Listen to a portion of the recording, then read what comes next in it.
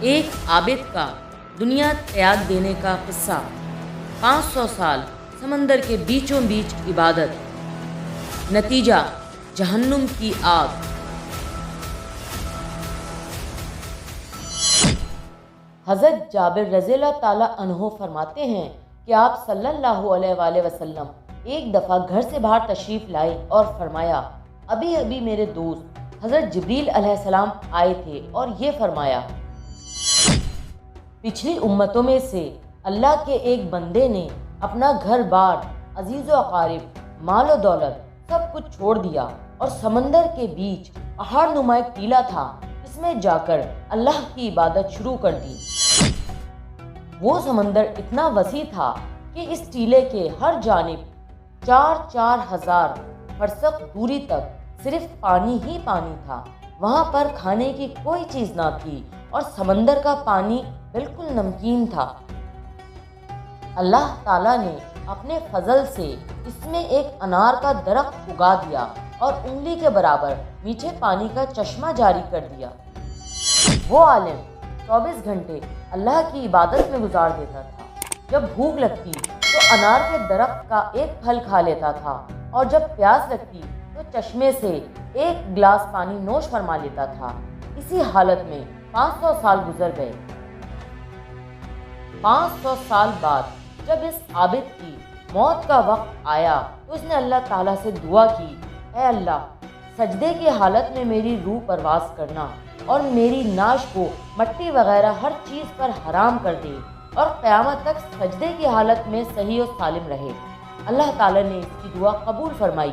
سجدے کی حالت میں اس کی موت ہو گئی اور اللہ تعالیٰ نے آج تک ایسا انتظام کر رکھا ہے کہ قیامت تک وہاں کسی انسان کی رسائی نہیں ہو سکتی۔ قیامت کے دن اس عابد کو اللہ کے دربار میں حاضر کیا جائے گا تو اللہ پاک فرشتوں سے فرمائے گا، میرے اس بندے کو میرے فضل سے جنت میں داخل کر دو۔ تو وہ عابد کہے گا، اے میرے رب، بلکہ میرے عمل کے ذریعے مجھے جنت میں داخل کر دیجئے، کیونکہ 500 سال تک ایسی عبادت کی ہے جس میں کسی قسم کی ریاکاری کا شائبہ بھی نہیں ہے۔ اللہ پھر فرمائے گا، میری رحمت سے اسے جنت میں داخل کر دو۔ تو دوبارہ یہ بندہ کہے گا کہ میرے عمل کے بدلے مجھے داخل کر دیجئے۔ تو اس پر اللہ پاک فرمائے گا، اس کے عمل اور میری دی ہوئی نعمتوں کا موازنہ کرو۔ پھر موازنہ کر کے دیکھا جائے گا، اللہ نے جو اس کو بینائی عطا فرمائی ہے، صرف بینائی کی نعمت اس کی 500 سال کی عبادت کا احاطہ کر لے گی۔ اس کے بعد پورے جسم، ناک، کان، زبان، ہاتھ، پیر کی نعمت، دل و دماغ کی نعمت، غرض جسم کے ایک ایک حصے کی نعمت، ان سب کا بدل باقی رہ جائے گا۔ پھر اس کے علاوہ 500 سال تک جو اللہ تعالیٰ نے اسے میٹھا پانی پلایا ہے اور جو انار کا پھل کھلایا ہے، اس کا بدل تو باقی رہ گیا۔ تو اللہ پاک فرمائیں گے، اس کی 500 سال کی عبادت تو صرف ایک نعمت کے بدلے میں ختم ہو گئی، ہماری باقی نعمتوں کا بدل کہاں ہے؟ لہٰذا اس کو جہنم میں داخل کر دو۔ تو فرشتے اسے گھسیٹ کر جہنم کی طرف لے جانے لگیں گے۔ تو وہ کہے گا، اے اللہ، اب بات سمجھ میں آ گئی ہے کہ تیری رحمت اور فضل کے بغیر کچھ نہیں ہو سکتا۔ آپ اپنی رحمت اور فضل کے ذریعے مجھے جنت میں داخل کر دیجئے۔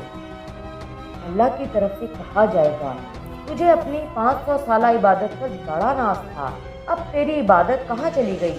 اور وہ خطرناک سمندر کے بیچ میں نے تجھے انار کے پھل کھلائے، 500 سال تک مسلسل میٹھا پانی پلایا، میری ان نعمتوں کے بدلے میں تم کیا لائے ہو؟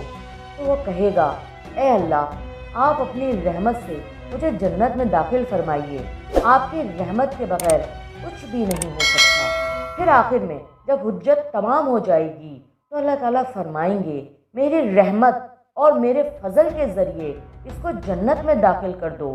اس طرح وہ اللہ کی رحمت کے ذریعے ہی جنت میں داخل ہو سکے گا۔ دوستو، اگر اللہ نے کسی کو نیک عمل کی توفیق عطا فرمائی ہے تو اس کو کسی خوش فہمی میں مبتلا نہیں ہونا چاہیے اور اللہ سے ڈرتے رہنا چاہیے، کیونکہ جو موقع اللہ نے اسے عنایت کیا ہے، یہ بھی اللہ کی طرف سے بہت بڑا انعام اور توفیق ہے۔ اگر اللہ کی طرف سے توفیق نہ ہو تو موقع ہونے کے باوجود انسان عمل نہیں کر سکتا۔